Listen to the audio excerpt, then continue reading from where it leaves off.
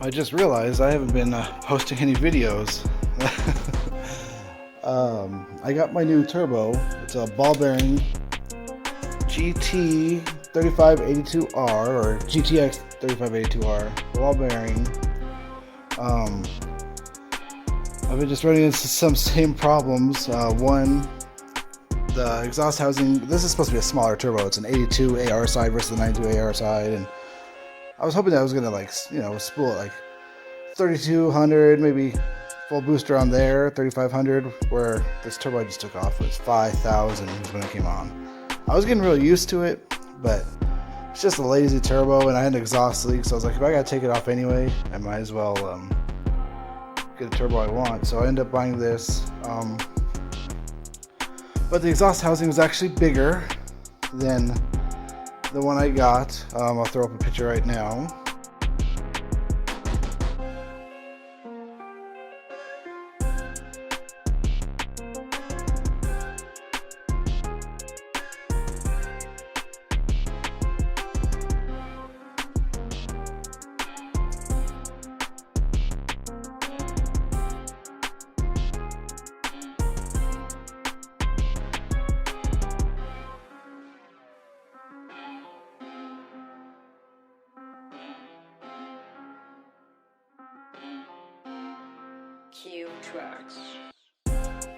Beautiful turbo. So, oh man, I wish I would have taken videos. I apologize. I was just frustrated because as soon as I brought it home, I realized it was too big, and here we are again. But I went to SoCal Speed Shop, a great place out here in Vegas. They have like everything in stock, and I got another adapter. So now I'm on two adapters. So it's the flange, an adapter, and an adapter. It sucks, and I put tons of that orange shit in there because I think that's what my exhaust leak was. But that moved this enough out to where it's not, well, with the blanket it's hidden, but yeah, it spaced out enough once again. So I'm hoping that doesn't leak, but we'll see. I really didn't want to have to do that. I'm anti-spacers, I'm anti-adapters, but I really had no choice with this manifold and everything. That's just how it worked out. But yeah, I could put that blanket on there. I had it, so I thought I'd try to put it on, and it worked. I was able to get to the bolts.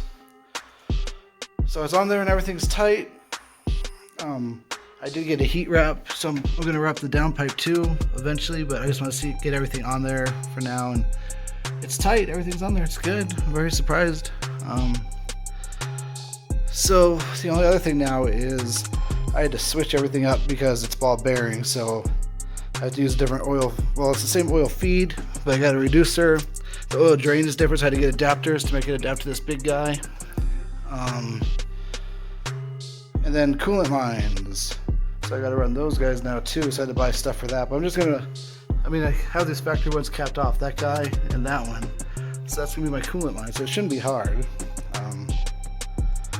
I'm just lucky, so lucky I got everything to work on here. I was really frustrated, but yeah, it's on. What day is it? It's Tuesday right now. The turbo came in yesterday, so this is where I'm at.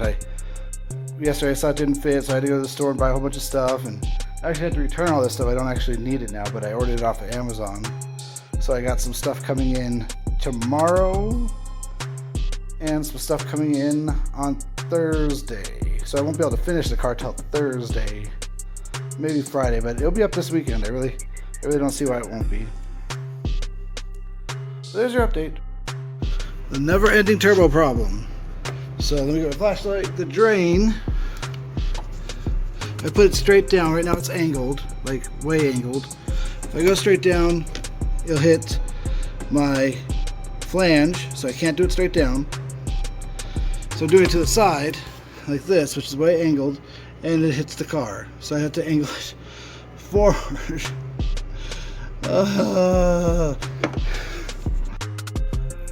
Alright, better update my video here. Got the new turbo on. It was a pain, total pain. Let me show you some of the stuff I had to buy here. So my drain, which you probably can't see because of the lighting, but it's right here. When I did it straight up and down, the manifold flanges, it was in the way. So I turned it over this side. Turned over this side, it was too close to the fender here, whatever you want to call it. So I moved it to the other way, and then my oil drain wasn't long enough, so I had to buy a 90. So it's a long one, all the way up to here, and it's a 90. So I have it like right here. Sweet.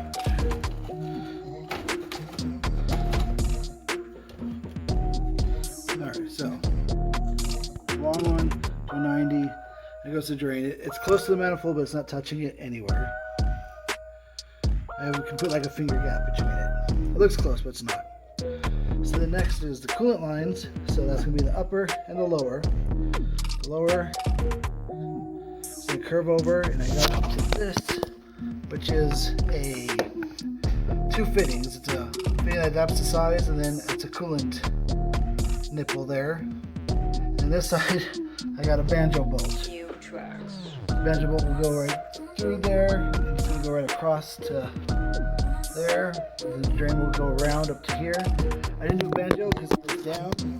I just didn't want it on that flange, and I already have this. I already bought it. So I had to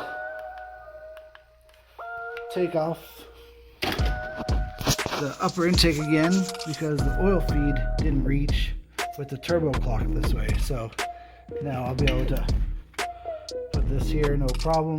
Put that back on. I just took it off because I had it routed under here. It just wouldn't work. I had to go up and around. And then since I keep taking this off, I decided to bypass this coolant line. So this coolant goes straight across and down to there where the intake used to go, or the throttle body, whatever you want to call it. So now it's direct, so I don't have to worry about that every time I take it off.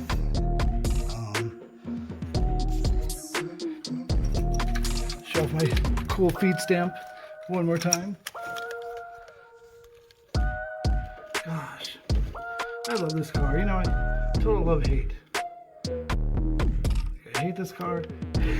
I hate cars, and I was so over this turbo once again, but I mean, now I'm basically done again. I just have to put the cold side on, then do the coolant lines and touch the feed. Ball bearing, turbo spins so nice. Oh man. Let's hope for boost at $3,000, gentlemen. Now I'm gonna put the cold side on, which is right over here.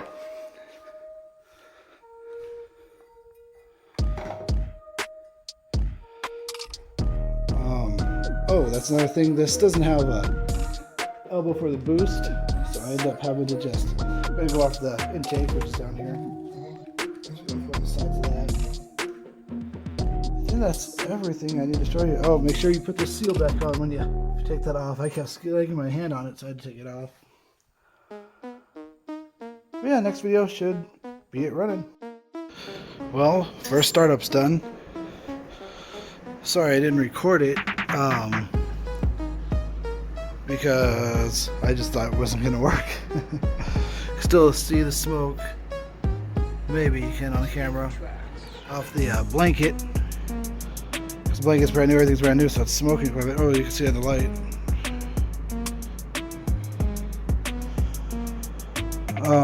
But yeah, I think everything's good. I just started it, was watching for leaks, let it idle for a little bit.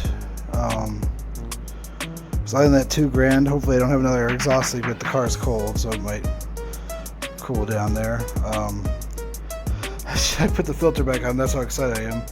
But I should have let you see it. I turned the car off and the turbo spun like probably a good 10 to 15 seconds after the car was off, maybe even longer. It just spun forever.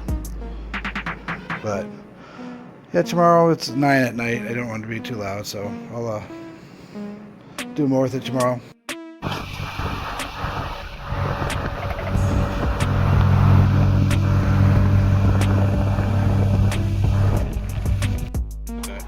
I'm old, I don't know how to do that shit.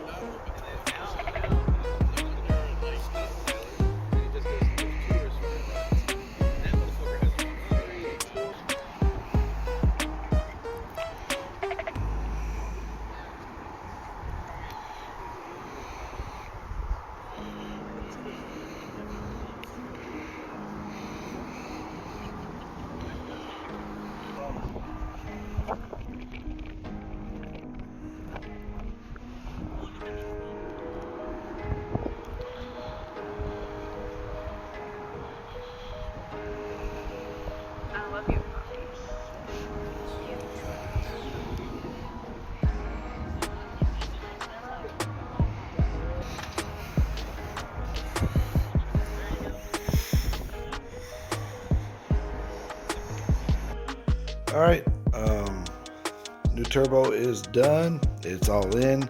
I got an exhaust leak and a vacuum leak somewhere, so I gotta look into that. I'll do another video with my homemade vape machine here next week. Yeah, this turbo is 9-day. It made me totally fall in love with this car again.